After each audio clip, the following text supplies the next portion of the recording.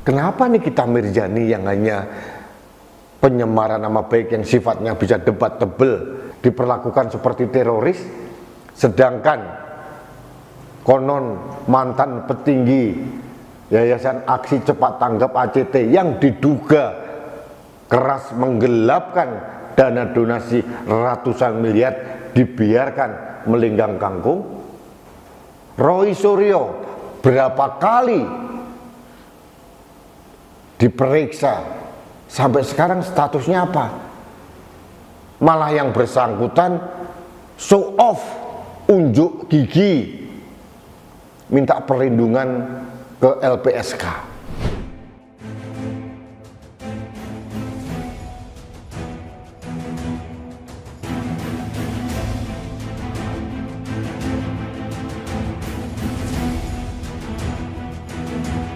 Halo sahabat Indonesia, kita bertemu lagi dalam Opini Rudy.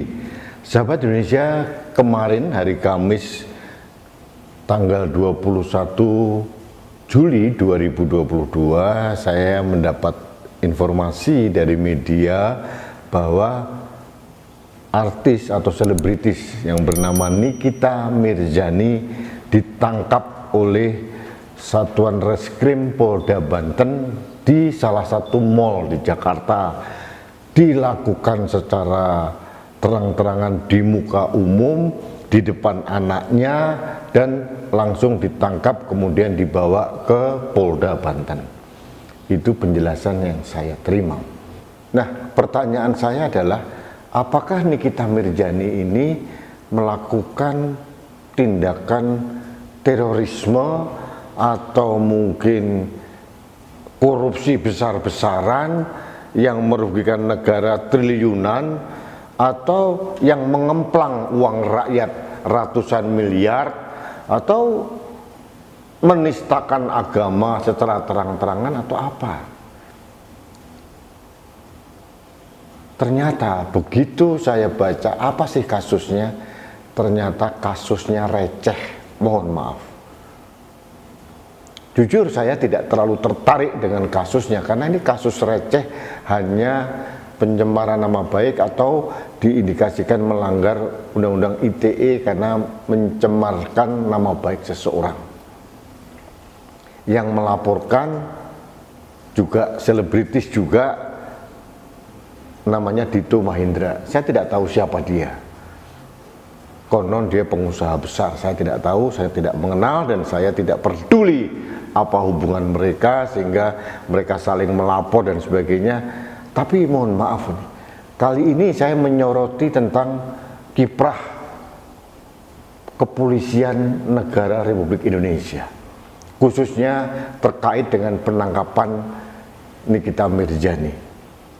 Kalau ternyata Nikita Mirzani hanya, mohon maaf nih, saya katakan hanya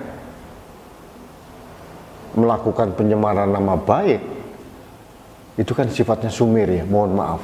Apakah harus dilakukan penangkapan seperti itu, seperti gembong teroris, seperti koruptor gitu ya, seperti mengemplang uang masyarakat, atau pelecehan terhadap perempuan, atau penistaan agama?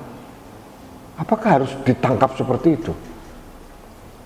Beberapa minggu sebelumnya juga sebagai saksi, jam 3 pagi rumah Nikita Mirzani dikepung oleh polisi karena dianggap Nikita Mirzani dipanggil sebagai saksi tidak kooperatif. Dikepung jam 3 pagi. Saya tidak peduli dengan Nikita Mirzani, tapi saya peduli dengan anak-anaknya Nikita Mirzani. Apa yang terjadi secara psikologis kalau jam 3 pagi rumahnya dikepung, kemudian juga digeledah dan kemarin ditangkap di depan anaknya? Ada apa dengan polisi ini? Aparat kepolisian Polda Banten ini mengerti nggak sih bahwa saat ini kepercayaan publik terhadap polisi itu sedang dipertaruhkan karena kasus penembakan di rumah singgah Irjen Polisi Verdi Sambo. Polisi sedang menjadi sorotan publik, dan kalau penanganan kasus penembakan di rumah Irjen Polisi Verdi Sambo tidak dilakukan dengan proper dan benar, mohon maaf, kepercayaan publik terhadap institusi Polri akan merosot dengan drastis. Saya dalam beberapa opini sudah mengatakan hati-hati Pak Kapolri, bahwa institusi Polri ini bukan hanya milik polisi yang sedang bertugas sekarang atau milik purnawirawan. Institusi Polri adalah milik bangsa Indonesia.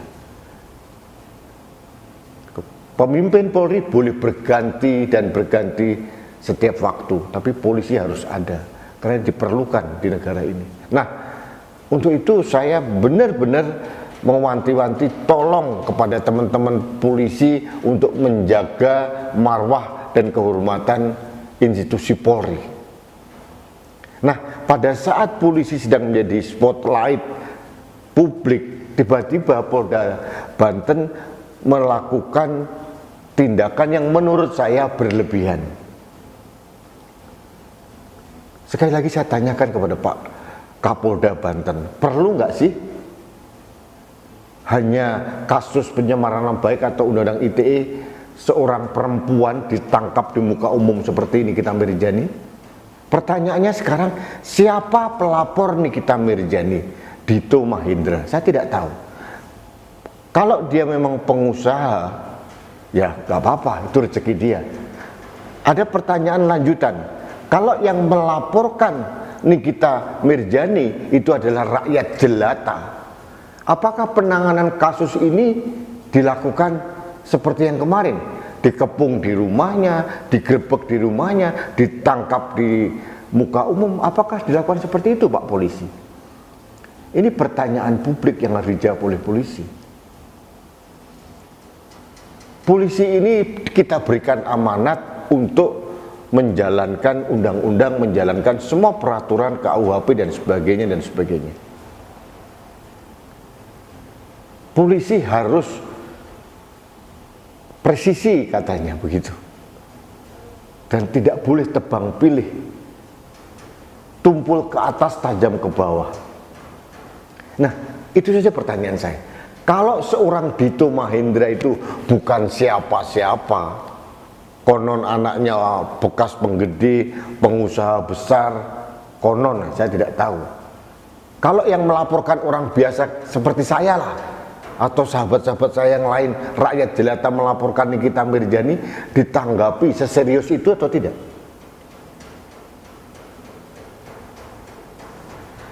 Sahabat Indonesia, ini opini yang saya buat karena saya sangat prihatin dengan ulah oknum-oknum polisi yang berpotensi mencemarkan nama baik institusi Polri. Hati-hati menjaga nama baik kepolisian negara Republik Indonesia. Presiden Jokowi sudah mewanti-wanti hal itu. Akhirnya logika publik berontak gitu.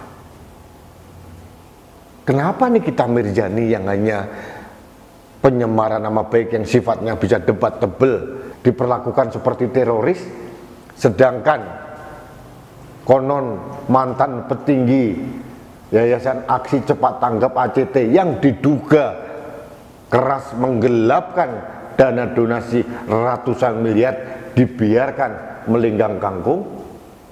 Sampai sekarang kita belum tahu siapa tersangka penggelapan uang donasi masyarakat di ACT. Roy Suryo berapa kali diperiksa, sampai sekarang statusnya apa? Malah yang bersangkutan show off, unjuk gigi, minta perlindungan ke LPSK.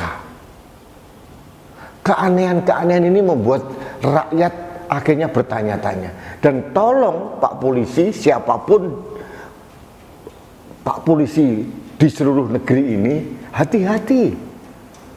Jangan seolah-olah polisi tidak dalam satu rantai komando. Di sisi lain Kapolri yang orang nomor 1 di Polri tegas-tegas minta kepada anak buahnya untuk menjaga nama baik Polri, tapi di jajaran bawah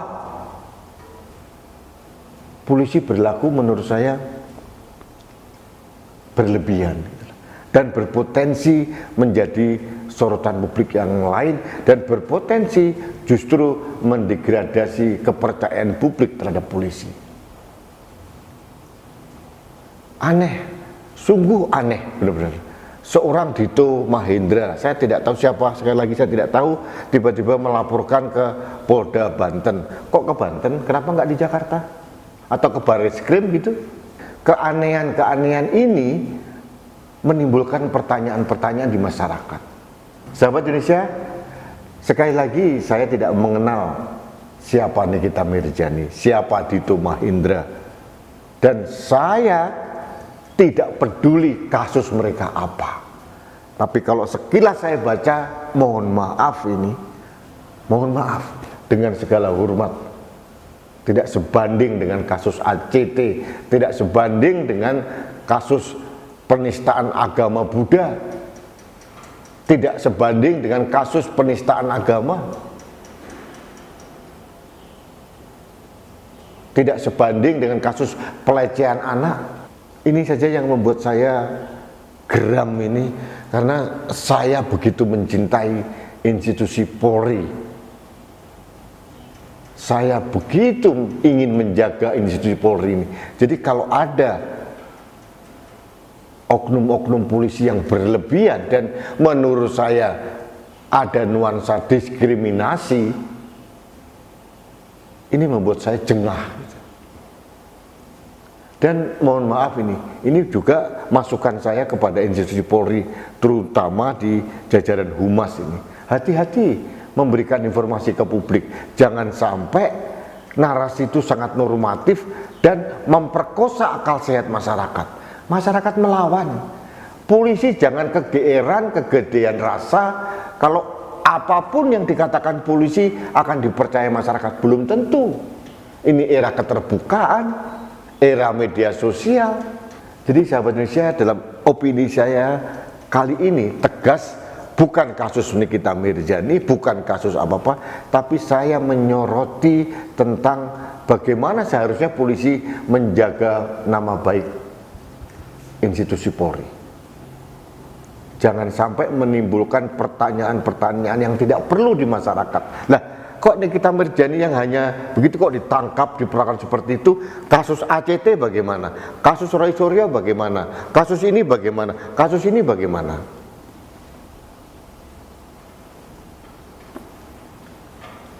Ini aneh. Mungkin saya ingatkan juga, ada kasus tuduhan pelecehan seksual yang dilakukan oleh salah seorang motivator di Batu, Jawa Timur. Setahun tidak pernah ditangkap itu. Ditangkap setelah ribut di media sosial dan media online. Ribut di media televisi, baru ditangkap. Aneh kan? Padahal kasusnya adalah pelecehan seksual, jauh lebih berat dibandingkan dengan kasus yang dihadapi Nikita Mirzani dan Dito Mahendra. Ini mohon maaf nih, logika publik ini sedang diaduk-aduk oleh kenyataan yang menurut kami rakyat ini tidak fair. Ada kesan, sekali lagi saya katakan ada kesan tebang pilih dilakukan oleh institusi Polri. Tolong jangan lakukan seperti itu. Saya titip institusi Polri kepada teman-teman saya, pejabat kepolisian yang masih bertugas sekarang. Karena saya satu di antara ratusan juta masyarakat Indonesia yang ingin institusi Polri tetap tegak, berwibawa, dan dipercaya oleh masyarakat. Baik, sahabat Indonesia, demikian opini saya. Mudah-mudahan masukan saya didengar oleh pejabat tinggi dari Polri. Ini adalah manifestasi dari seorang Rudi S. Kamri yang begitu menyayangi Polri dan tidak ikhlas, tidak rela kalau institusi Polri ini dipermainkan oleh siapa saja, termasuk oknum-oknum polisi yang ada di dalamnya. Ini yang ingin saya sampaikan. Baik, terima kasih. Kita bertemu kembali dalam opini Rudi selanjutnya. Salam satu Indonesia, salam budaya Nusantara. Saya Rudi Eskamdi.